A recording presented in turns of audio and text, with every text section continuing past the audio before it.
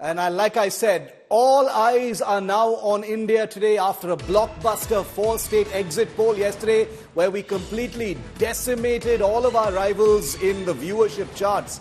Stand by now, viewer, for the Telangana exit poll. Many of you have been asking me about why the Telangana exit poll wasn't done yesterday. Well, we, unlike other channels, don't like jumping the gun.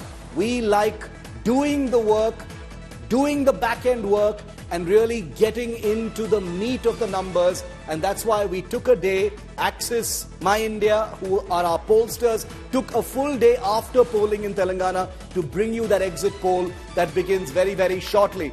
And remember, India Today's double engine of Rahul Kanwal and Rajdeep Sardesai will be bringing you those numbers in just a moment from now. But I managed to get some time from them. Rajdeep, in fact, joins me live now. Rajdeep, after that absolutely, winning performance yesterday on our exit poll broadcast. I don't know about the exit poll performance, but our performance was right out of the park.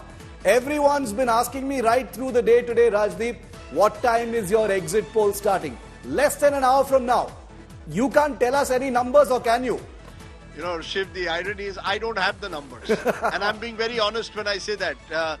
We've got lots of calls, especially from Hyderabad. And all I can tell them, as I can tell you, is we don't have the numbers. And I think the interest in Telangana is simply peaking. We've seen it, and you've spoken about it on digital. There's a huge frenzy to know what is happening in Telangana. Remember, this is India's newest state. It's also a very digitally connected state. It's a state which has relatively high income families living in and around Hyderabad. So there's a lot of interest in what happens next in Telangana. KCR has won 2 consecutive elections, but by all opinion, this is his toughest fight yet. So I repeat a quote that I gave, that someone gave me in Hyderabad, Shiv, that when 2 national parties fight each other, as they are in Chhattisgarh, Rajasthan and Madhya Pradesh, it's a battle. But when a regional party takes on national parties, it's war.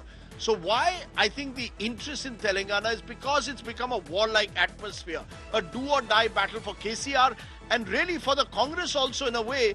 This is the battle they have to win, because given the results that we've shown in our exit poll, where the Congress at the moment is only marginally ahead in Chhattisgarh, possible hung assembly in Rajasthan, they just have to win Telangana. So the stakes for the Congress are very high, the stakes for the BRS are very high, which is why there's so much of interest, I think, Shiv, in what happens in Telangana. Very, very interesting. Rajdeep, stay with me for just a moment. Rahul is also with us. The other half of our double engine, I've pestered them and said, I know you're ready, getting ready for your show, but I still want my viewers to hear from you before you go live, because then they'll be seeing you on your show itself. Rahul, I couldn't even get you out of your office, it looks like. One of the most awaited exit polls. What can you tell us about Telangana exit poll at 5 p.m.? What can we expect? Everyone wants to know, Rahul.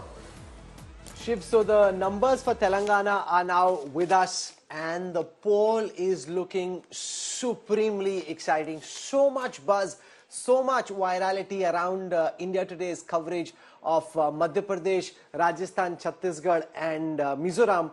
We held Telangana back because we wanted to spend the entire day today going back across the districts, talking to voters on the ground and getting a sense of their voting intent. Because remember, if you've done a bit of a pre-poll happening before polling day, some of those people you may have sampled may not actually go out to vote.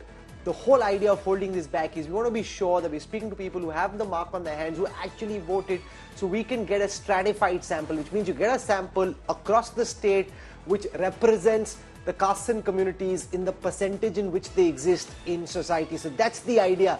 This for us is not a gimmick. Elections data, as you know, as all our viewers know, we take very, very seriously. You don't always get it right, but at least our effort, the intensity of our preparation is very high, and that's what we've been working on in that 24 extra hours. Because if you project at 6 p.m., you should have finished your polling at 2 or 3, which means you've missed 3 or 4 hours of polling, which means you're extrapolating over something which you can't see. It's a dark zone. 4 hours of polling haven't been added to your numbers. We don't want to do any of that. Telangana is very important for us. Viewers in Hyderabad and across the state, and all the non-resident Telugus watching internationally as well, are hugely, hugely, hugely important to us. We want to make our best effort to try and get this right. So we start at 6 p.m. just going through the numbers, putting our rundowns together, checking the data, and we look forward to seeing you very soon with the India Today exact poll for Telangana. You know, Rajdeep, your elections on my plate and coverage from Telangana has been one of our most watched stuff the entire month. And last month, in fact. You know, you've been often seen on social media saying you wouldn't mind shifting to Hyderabad. It's a very, very different kind of state, Telangana. You know, you must be really excited about this broadcast beginning at 6 p.m. Absolutely. You know, Shiv, the interesting thing about this election in Telangana is it reminds you almost nostalgically about elections, dare I say, of a previous generation, where there was lots of color, lots of buzz, lots of music, road shows. You know, Telangana, as I said earlier, not short of money. So candidates obviously have the money power.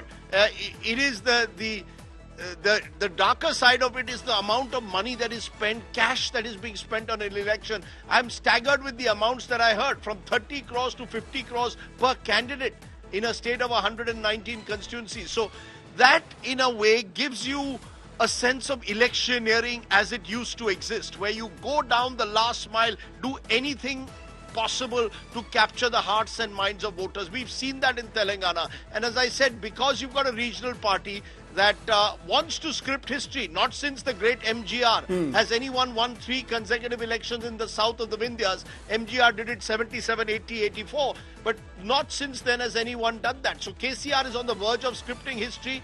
On the other hand, you've got the Congress, which after Karnataka believes it can carry that momentum into Telangana. The BJP was hoping a few years ago to make Telangana their next breakthrough state in the south.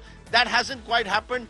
There is Owaisi with his 6 to 7 seats that he's almost certain to get. If there's a hung assembly, he'll be a player. So Telangana is an extremely exciting state. And you're absolutely right. I love Hyderabad because I find in Hyderabad a bit of the old world charm and the high-tech city. And there is a merger of the two. Of course, the food is wonderful. But more than that, there is something uniquely warm about Hyderabad that I enjoy.